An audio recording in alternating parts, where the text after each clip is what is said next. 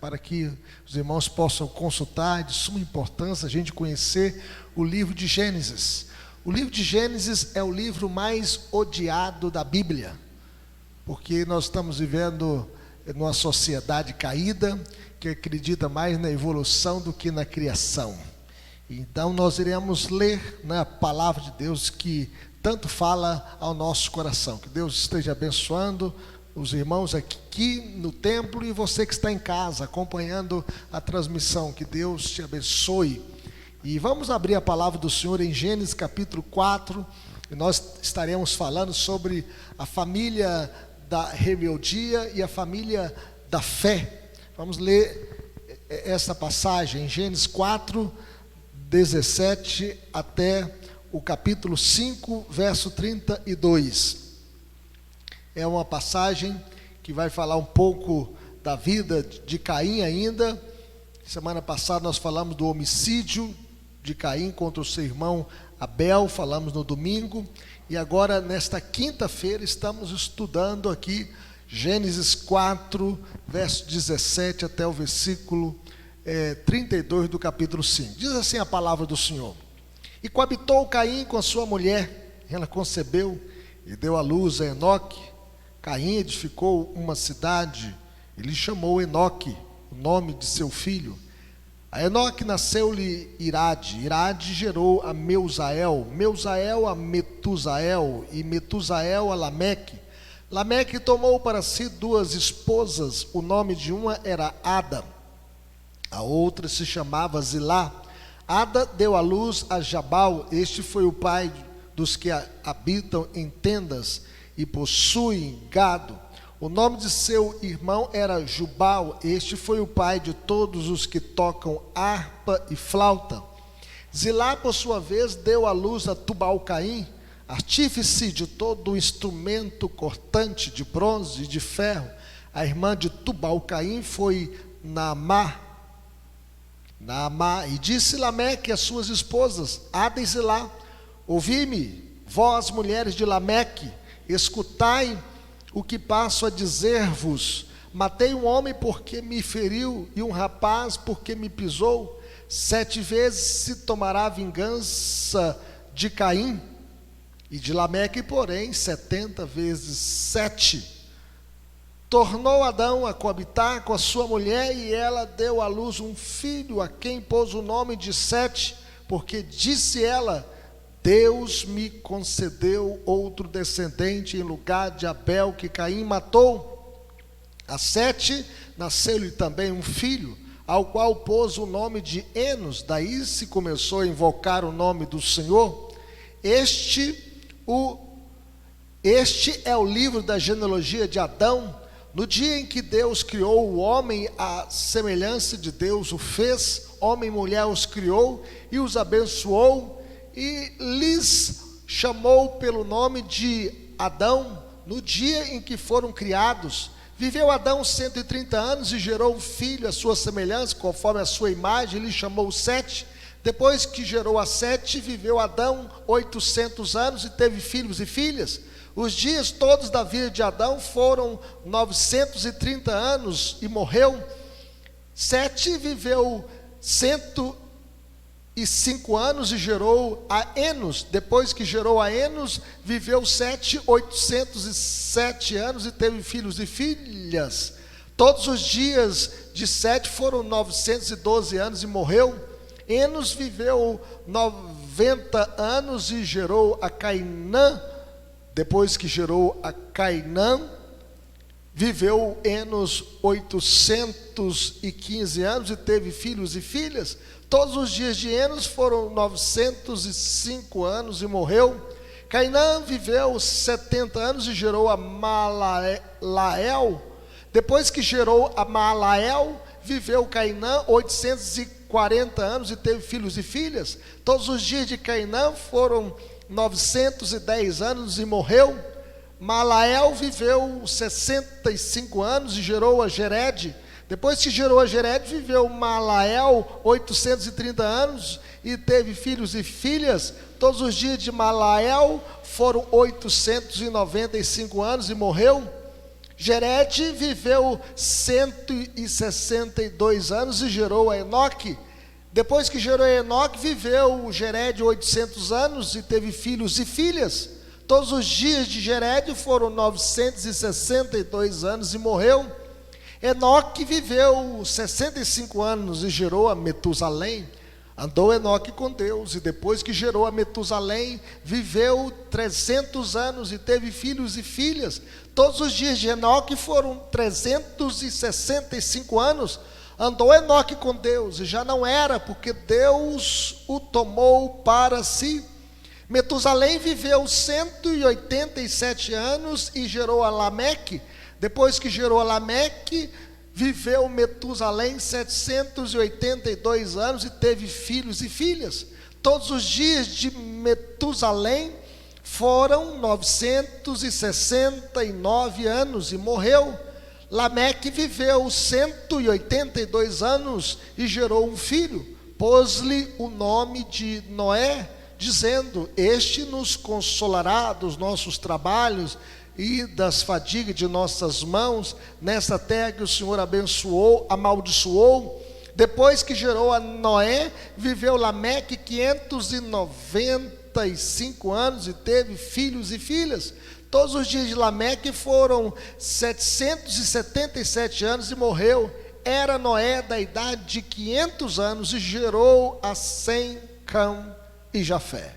Que Deus nos abençoe. Vamos falar com Deus, vamos pedir: ó Deus, fale comigo, você que está aqui no templo, você que está em casa acompanhando a transmissão, peça ao Senhor que Deus possa falar ao seu coração. Pai bendito, queremos ouvir a tua voz, queremos entender sobre a família da fé e a família rebelde.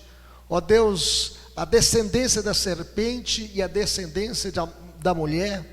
Ó Deus bendito, que o Senhor possa nos iluminar, para que possamos entender a tua verdade, extrair dela lições que possam marcar a nossa vida hoje e para sempre, em o nome de Jesus, para a glória de Jesus, amém. Meus queridos irmãos, a passagem aqui nos mostra a história de duas famílias, a família de Caim e a família de Sete. A partir de Adão, na linhagem de Caim, e a partir de Adão, na linhagem de Sete, uma linhagem que invocava Deus, e uma outra linhagem que não respeitava Deus, não temia Deus, não andava com Deus, mas era uma linhagem rebelde, a linhagem da serpente. E a outra linhagem era uma linhagem que tinha uma experiência com Deus, uma linhagem que invocava o nome do Senhor. E aqui a humanidade se divide em duas grandes famílias: os que servem a Deus e aqueles que não servem a Deus, aqueles que andam com Deus e aqueles que não andam com Deus, aqueles que temem a Deus e aqueles que não temem ao Senhor. E aqui nós podemos ver a semente da serpente e a semente da fé. E a primeira lição que nós podemos ver, nosso irmão vai colocar aí na tela para que os irmãos possam ver aqui no templo, e você que possa ver também em casa. Nós podemos ver a primeira lição, que o mundo é dividido em duas grandes linhagens: a linhagem piedosa e a linhagem rebelde. A família da aliança com Deus e a família que segue a Satanás. A família que desobedece a Deus e a família que serve a Deus em novidade de vida. E Caim aqui é o símbolo do mal, o símbolo da rebeldia, o símbolo da família rebelde. Caim era do maligno, diz a Bíblia. Por isso ele assassinou o seu irmão, cometendo um homicídio triplamente qualificado, mostrando a crueldade, mostrando a dissimulação, mostrando também a rebeldia do seu próprio coração. E Caim era fugitivo, o texto diz que ele era fugitivo e errante pela terra. Deus colocou uma marca nele para que ninguém o pudesse matar, como um sinal da graça comum de Deus para protegê-lo. Ainda não tinha a pena de morte, a pena capital. E Caim então saiu da presença do Senhor e foi habitar na terra de Nod. A terra de Nod significa terra do tremor. E aqui nós podemos ver que Caim nunca teve paz com Deus. Ele era rebelde, um errante. E ali Caim coabitou com a sua mulher e teve um filho chamado Enoque. Não aquele Enoque que andava com Deus. Enoque quer dizer fraqueza. E neste lugar ele construiu uma cidade. Caim é o primeiro homem que construiu uma cidade e colocou o nome de seu filho nessa cidade. Ele colocou o nome de Enoque. Ele fez uma homenagem ao seu primeiro filho. E aqui nós podemos ver os descendentes de Caim. Você pode ver aqui na tela, não sei se está aparecendo aí para você, mas nós podemos ver que Enoque, primeiro filho de Caim, Irade, Meusael, Metusael e Lameque. E Lameque tomou para si 2 mulheres, e Ada teve Jubal e Jabal, e Zilá, Tubal, Caim e Damar. E aqui nós podemos fazer algumas considerações. Primeiro, que após a queda, o homem não deixou de ser uma criatura cultural. E quanto à estrutura, o homem permanece o mesmo, no entanto, quanto à função, ele se afastou de Deus, e ele construiu uma cidade.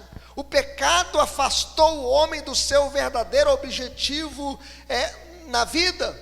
O pecado, contudo, não invalidou o mandato cultural.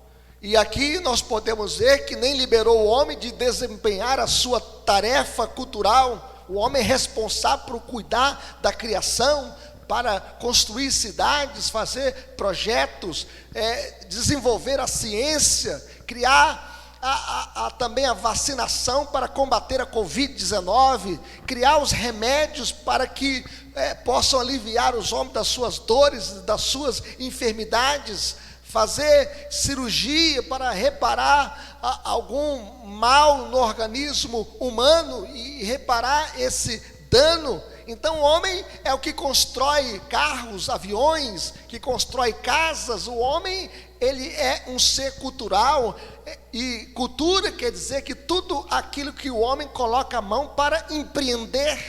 Cultura quer dizer cultivo, é por isso que a gente fala de agricultura, piscicultura, é porque tudo aquilo que o homem coloca a mão, ele então produz algum empreendimento. E no decorrer do livro de Gênesis, nós podemos perceber aqui o surgimento e o desenvolvimento de várias profissões. Não tem como o homem viver sem trabalhar. Nós estamos no lockdown aí, né? O homem, alguns vivendo no desespero do pão de cada dia, faltando o básico, o arroz, o feijão. Então o homem trabalha para se manter, né? Manter a sua casa, ter dignidade, ter um teto, ter a bênção de poder ir ao supermercado e comprar o alimento.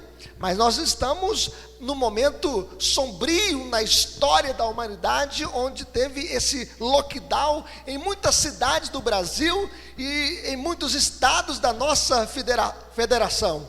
E aqui nós podemos ver que Abel foi pastor de ovelhas, ele cuidava de ovelhas. Outra profissão que nós podemos ver, Caim era lavrador, e Jabal foi o pai dos que habitam em tendas e possuem gado. Nós podemos ver aqui a pecuária. É por isso que a gente tem carne, é por isso que a gente também tem arroz e feijão em casa, porque alguém planta, alguém produz, alguém lida com a agricultura, outros lidam com a pecuária. E aqui nós podemos ver Jubal, o pai dos que tocam harpa e flauta.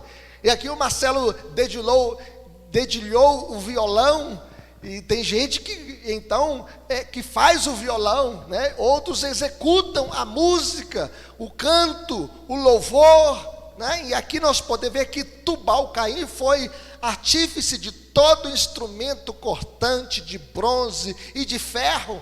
E a gente pode perceber aqui essa estrutura que foi colocada aqui de ferro, colocando um telhado novo, as janelas também, que é obra de quem lida com a ferragem e faz estas janelas.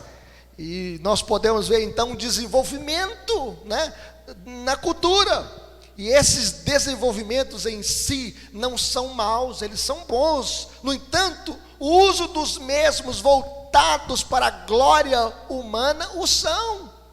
E aqui nós podemos ver o que a Bíblia chega a dizer: que quer comais, quer bebais, ou façais outra coisa qualquer, fazei tudo para a glória de Deus. A cultura, então, ela pode ser íntima, ou melhor, ímpia ou divina, dependendo do uso que fazemos dela. Nós devemos fazer tudo para a glória de Deus. Muitas vezes o homem faz isso para a sua própria glória, né? Toca o instrumento para o seu próprio louvor e não para o louvor do Senhor. Nós devemos fazer tudo para a glória de Deus. E nós temos uma cultura hoje apóstata.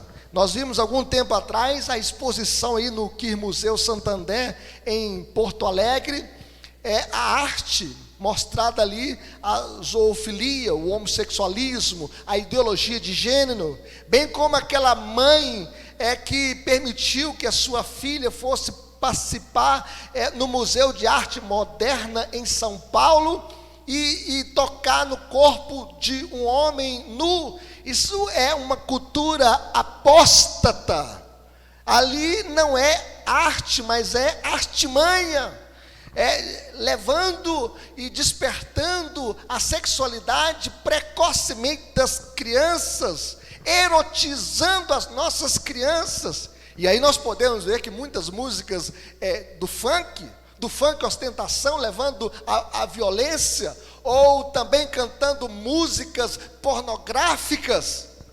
Nós devemos usar a arte, a cultura, os nossos empreendimentos, tudo para a glória de Deus. Assim como fez Abel, né, que ofereceu do seu rebanho as primícias em culto a Deus, e Caim ofereceu do pior, né? Ofereceu do fruto da terra, mas não o melhor do seu sacrifício, do seu culto. Ele então não olhava para a glória de Deus, mas olhava do lado para comparar com o seu irmão, e até o invejou. Além do mais, nós podemos ver também outra consideração: a deturpação da família. Aqui nós podemos ver a poligamia, a bigamia. Disse Deus para Adão: falhei uma auxiliadora que lhe seja idônea. O homem não pode ter 3, 2, 4, 10 mulheres ou 1000 mulheres como teve Salomão. Isso é perversão, é a perversão da família. E Lameque tomou para si 2 mulheres. Ele estava aqui praticando a bigamia e também dando início à poligamia, o homem ter várias mulheres. E a família então sendo atacada, atingida. Não é isso que nós assistimos hoje?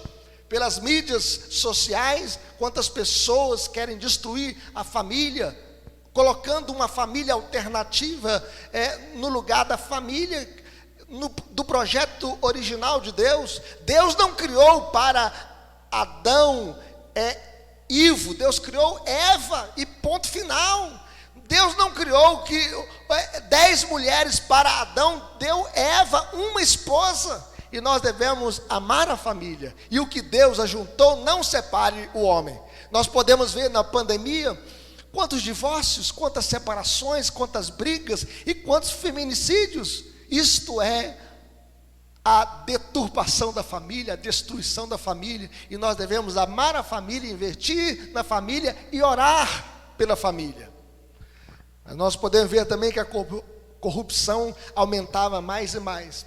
A cada dia o homem se chafurdava no pecado. Lameque disse às suas mulheres: matei um homem porque me feriu, e um rapaz porque me pisou. Veja bem que ele fez até um cântico. Isso aqui é o cântico da violência, o cântico da vingança. Matei um homem porque me feriu, um rapaz porque me pisou.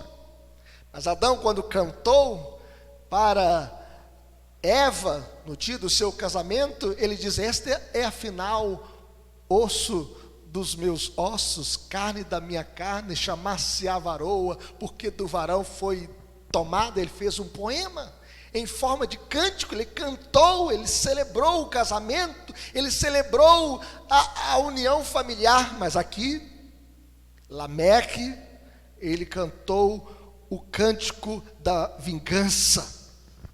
E aqui nós podemos ver em Lameque o cântico do ódio, do ressentimento, da vingança. A corrupção, meus irmãos, aumentava dia após dia. Nós podemos ver também aqui no Brasil, nós vimos e assistimos na política brasileira o mensalão, depois o petrolão e agora o covidão. Nós podemos perceber que os estados receberam bilhões para prepararem para esse momento de pandemia. Nós estamos vivendo um ano de pandemia. E eles receberam bilhões para fazer os hospitais de campanha. Onde estão os hospitais de campanha? Para onde foram os bilhões? Para onde foram os respiradores? O problema, meus queridos irmãos, não foi a falta de dinheiro, foi o homem corrompido, desviando dinheiro que era para saúde, desviando para outras finalidades, como nós assistimos no Rio de Janeiro, um secretário ali dentro do seu apartamento com mais de 8 milhões do dinheiro público. E é por isso que nós devemos orar, pedir: Deus, tem misericórdia do Brasil, que atravessa esse momento tão difícil, porque lockdown não é remédio, lockdown é um movimento político para causar o caos social. E nós devemos pedir a Deus: ó Deus, abençoe os nossos profissionais de saúde, os médicos, abençoe também os enfermeiros, abençoe também a vida dos agentes de saúde, e abençoe os prefeitos que são sérios, os governadores que são sérios, abençoe o presidente da república e os seus ministros, para que eles possam fazer o bem para a população. Foi para isso que eles foram eleitos.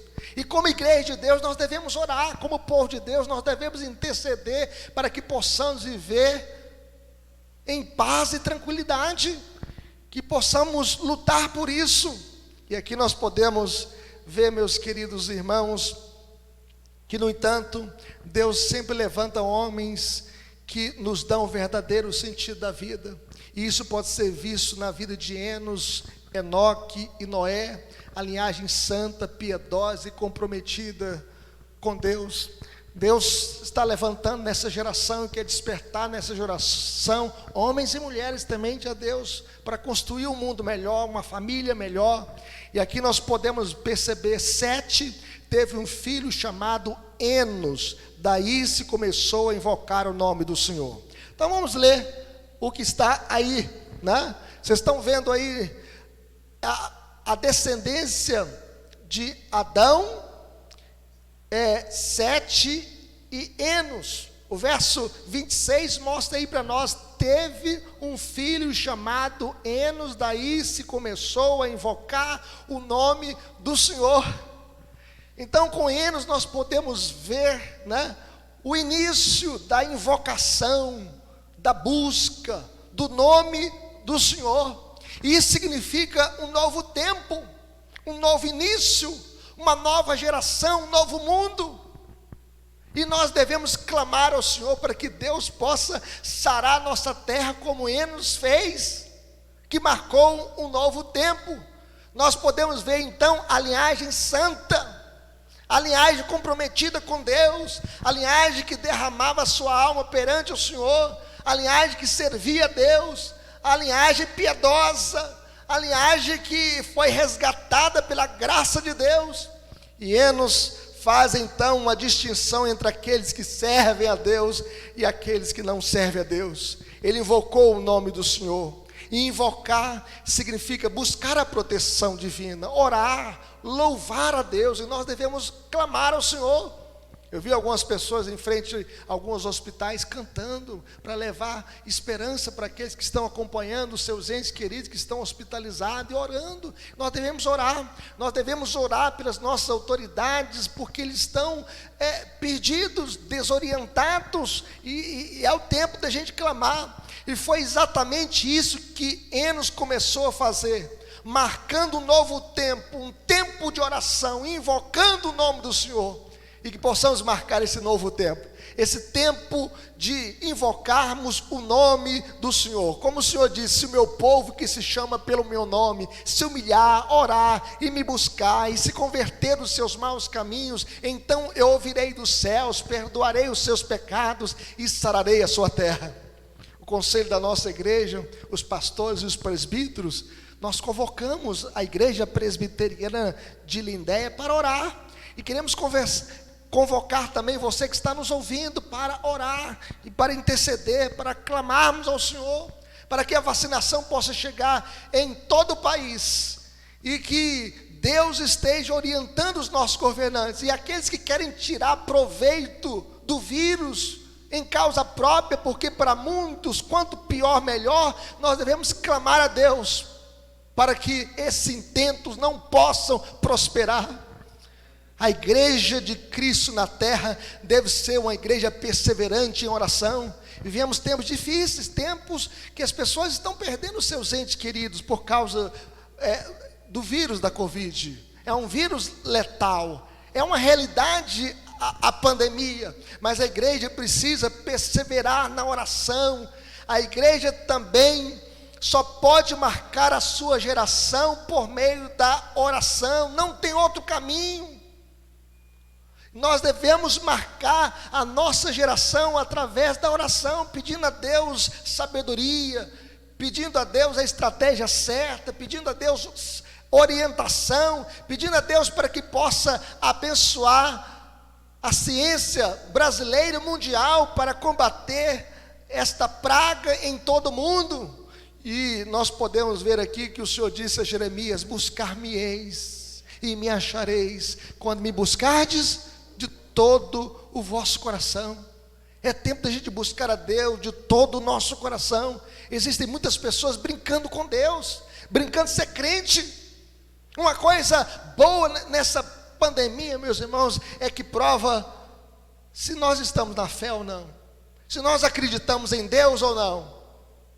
Deus está provando também a nossa fé, e nós devemos perseverar e não desistir de olhar para cima, de olhar para Deus e pedir o socorro que vem do alto. Assim deve ser a nossa atitude, cooperar com a construção de um mundo melhor. Existem muitas pessoas desesperadas que precisam da nossa oração, da nossa palavra amiga. Hoje mesmo nós tivemos no velório do Laí partiu no Senhor com 77 anos. Há um ano atrás ele estava no acampamento com a gente, está fazendo um ano, a pandemia, e ele saiu dali super bem. Ninguém pegou Covid no acampamento, porque não tinha ainda a pandemia, mas depois fechou tudo. Nós fomos o último acampamento que aconteceu nesse local. Tivemos ali 172 pessoas, e depois fechou-se tudo. E o Laí, contraiu a Covid, e sua família também. Graças a Deus sua família está recuperando bem, e no caso dele foi mais grave, e ele teve outros problemas, complicações de comprometer todo o pulmão, foi entubado e não voltou, mas partiu no Senhor. Laí era um homem crente no Senhor Jesus, e a Bíblia diz o seguinte, diz para nós o seguinte, que preciosa é aos olhos do Senhor a morte dos seus santos, e ele partiu no Senhor. E eu sempre digo que o problema não é morrer, o problema é não estar preparado para morrer, e é por isso que Laí estava preparado para partir. E que Deus possa consolar a Elizabeth, o Léo, também a vida da Keila, a vida da Lani, de toda a família, dos netos, trazendo consolo aos irmãos. Ele tem muitos irmãos, que Deus possa estar consolando toda a família. Laí partiu no Senhor. E é por isso que nós devemos levar uma palavra de esperança para aqueles que perderam os seus entes queridos, para aqueles que estão sofrendo porque perderam os seus empregos. E que nós, como igreja, o ano passado, nós demos uma média mensal de 6 cestas básicas para ajudar as famílias carentes. No Natal foram 34, e esse ano a gente continua ainda ajudando as pessoas carentes, e nós devemos fazer isso. Nós devemos compadecer, Nós devemos ter essa ação, né, na nossa igreja e em todo o Brasil como igreja de Deus. Nós devemos estender a nossa mão para aqueles que sofrem e pedir a Deus, se algum governante está usando a pandemia para criar mais caos, mais transtorno, que a mão de Deus seja contra esse governante. Porque ninguém pode usar da tragédia para causar mais tragédia. Isto é perversidade, isto é maldade, e Deus está vendo. A Bíblia diz que de Deus não se zomba, aquilo que o homem semear, isso também se fará. E é por isso que nós devemos contribuir para o bem. Nós estamos aqui só transmitindo, não tem aglomeração, só equipe de louvor, da transmissão, porque nós queremos que você seja abençoado, você que está em casa. Essa estrutura que Deus nos deu para que você seja abençoado, alcançado pela graça de Deus, receba o conforto, receba a esperança, receba a palavra de Deus. E eu quero então ir para o nosso último ponto sobre Enoque.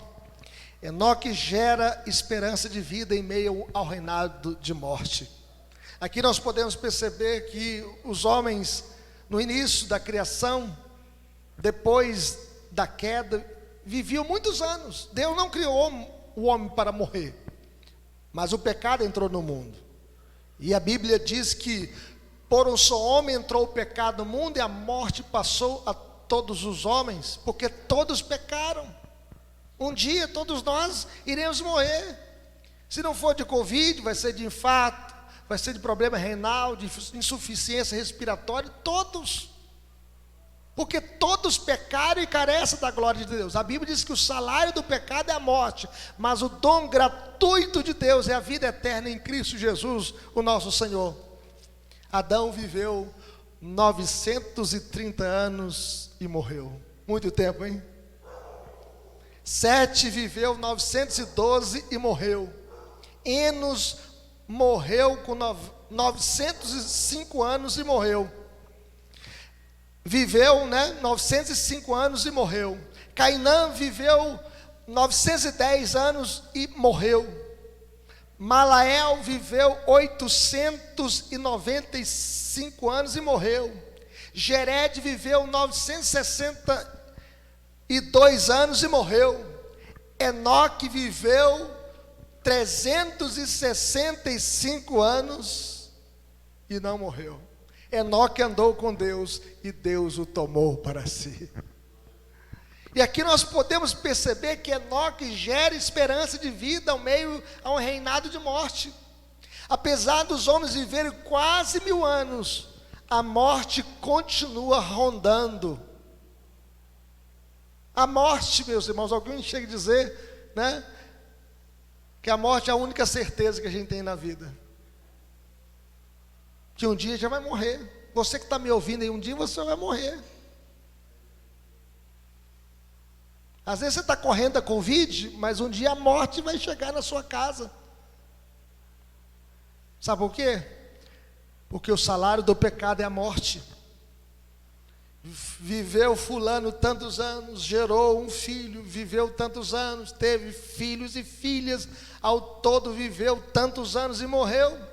Assim a vida brotava e se desabrochava, como a erva que nasce, floresce, seca-se, desaparecendo totalmente. Entretanto, para Enoque não houve um culto fúnebre, não houve velório, não tinha caixão, não teve pranto, não teve choro, não teve cemitério, porque Enoque andou com Deus e Deus o tomou para si. Alguns chegam a dizer que Enoque andou tanto com Deus, que ele foi andando com Deus, foi andando com Deus, foi andando com Deus, foi andando com Deus. Ele estava tão pertinho de Deus, que Deus, vamos acabar de chegar? Aí Deus o levou para a eternidade. Ele não passou pela morte. Ele foi trasladado para não ver a morte. Ele foi arrebatado para a eternidade com Deus. A morte não teve poder sobre a sua vida. Enoque andou com Deus e já não era, porque Deus o tomou para si. Que coisa maravilhosa. Aqui nós podemos aprender algumas coisas, meus irmãos, a respeito da ressurreição. Primeira coisa que nós podemos ver é que quando Jesus vier para buscar a sua igreja, os mortos em Cristo ressuscitarão primeiro. Enoque, quando ele foi trasladado para o céu, Deus transformou o seu corpo de humilhação para ser igual ao corpo de Jesus, um corpo sem pecado, um corpo incorruptível, para morar para sempre com Deus. Ele foi trasladado para a eternidade. E nós podemos ver também que quando Jesus vier, nós, os vivos, os que ficarmos, seremos transformados num abrir e fechar de olhos. Nós iremos receber um corpo incorruptível e um corpo imortal, um corpo glorificado, semelhante ao corpo de Jesus. Em Enoque nós vemos a esperança de vida no reinado de morte. Deus o tomou para si. Raul Seixas, ele não tinha esperança de vida. Ele diz o seguinte, né? Estou com a boca aberta esperando a morte chegar. E por ironia do destino, ele morreu de boca aberta esperando a morte chegar. Ele não tinha esperança de salvação em Cristo Jesus. Enoque indica o prelúdio da derrota da morte, apontando para Jesus. A ressurreição de Cristo é a garantia da nossa ressurreição.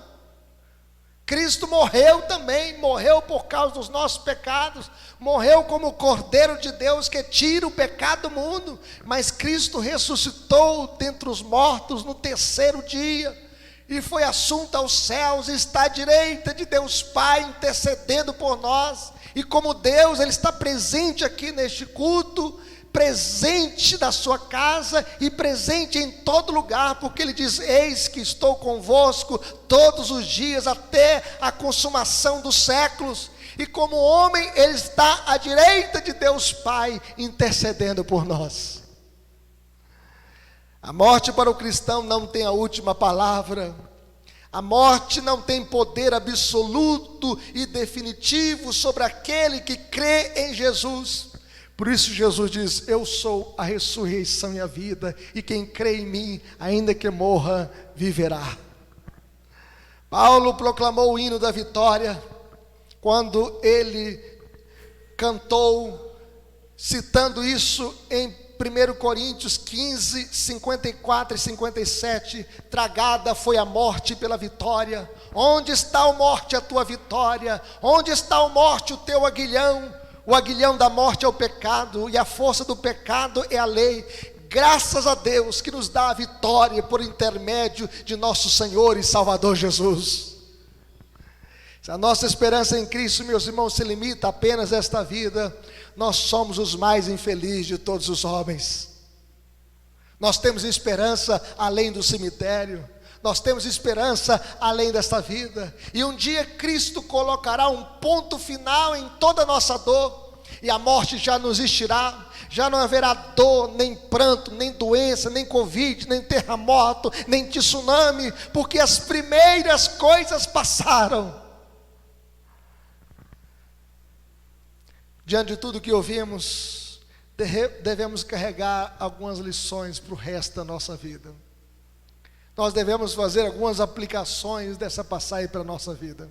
Primeira coisa é que a família rebelde constrói neste mundo para a sua própria glória. Como Caim construiu uma cidade para a glória do seu filho, para a glória da sua família. E nós devemos construir tudo para a glória de Deus. A casa que você tem que ser para a glória de Deus. O carro que você tem que ser para a glória de Deus. A bicicleta que você tem que ser para a glória de Deus. Os objetos que você tem, o seu celular, tem que ser para a glória de Deus. O seu computador tem que ser para a glória de Deus. Esse templo aqui foi erguido para a glória de Deus. Nós devemos fazer tudo para a glória de Deus. A família da fé constrói para o bem comum e, sobretudo, para a glória de Deus. Nós devemos construir tudo para a glória de Deus. Mas, em segundo lugar, a família rebelde tem prazer em quebrar a lei de Deus. É por isso que nós temos homicídio, poligamia e corrupção. E nós podemos perceber quanta maldade no coração. Em meio à pandemia, em vez dos nossos governantes temer a Deus, alguns desviaram o dinheiro público, criando o covidão. A família rebelde tem prazer em quebrar a lei de Deus, mas a família da fé quer viver em comunhão com Deus, viver a sua palavra e vencer as fraquezas e as adversidades pela oração. Como é que nós iremos vencer esses tempos sombrios, esses tempos difíceis, esses tempos de pandemia? Através da oração, em comunhão com Deus, orando a Deus, construindo vidas com o Evangelho de Jesus, cooperando com o bem comum, rogando a Deus para que possa abençoar as nossas autoridades. Nós devemos fazer tudo para a glória de Deus. Mas em último lugar, a família rebelde tem esperança apenas no aqui e no agora, é materialista, só pensa no aqui e no agora, não tem esperança de vida além desta vida, tem medo da adversidade, medo da Covid, medo também das dificuldades da vida, tem medo de perder o emprego, medo de passar fome. A Bíblia diz o seguinte: fui moço e já agora sou velho, porém jamais vi o justo desamparado, nem a sua descendência mendigar o pão. Deus cuida de nós, não é o governo Bolsonaro, nem o governador Zema, nem o prefeito William Parreira, não. Quem cuida de nós é o Senhor. Ele está conosco, Ele que dá a vida e Ele que preserva a vida. A família da fé tem esperança além desta vida. Esperança de vida eterna, esperança em Cristo Jesus, esperança naquele que veio a este mundo, se encarnou, nasceu da Virgem Maria, gerado pelo Espírito Santo, veio com um propósito, veio para morrer. Jesus veio para enfrentar a morte, enfrentar o pecado, enfrentar o diabo, morrer a nossa morte, morrer por causa dos nossos pecados. Jesus, Ele foi traspassado pelas nossas transgressões, moído pelas nossas iniquidades, e o castigo que nos traz a paz estava sobre Ele. Jesus morreu a nossa morte, ficou sepultado sexta, sábado, mas no domingo bem cedo, pela manhã, Ele ressuscitou, Ele venceu a morte, Ele venceu o diabo, Ele é o nosso único Redentor, Ele é o único Redentor dos eleitos de Deus. Nós vivemos nessa fé, por isso, nós não temos medo do amanhã, e nem medo da morte, porque Jesus é nosso Salvador, e no dia final, Ele vai consumar toda a sua obra e vai colocar um ponto final em toda a nossa dor. Louvado seja Deus. Que Deus te abençoe. Você que está aqui no templo e você que está em casa, coloque a sua fé em Cristo. Cria nele como seu único e suficiente Salvador. Vamos orar? Vamos falar com Deus.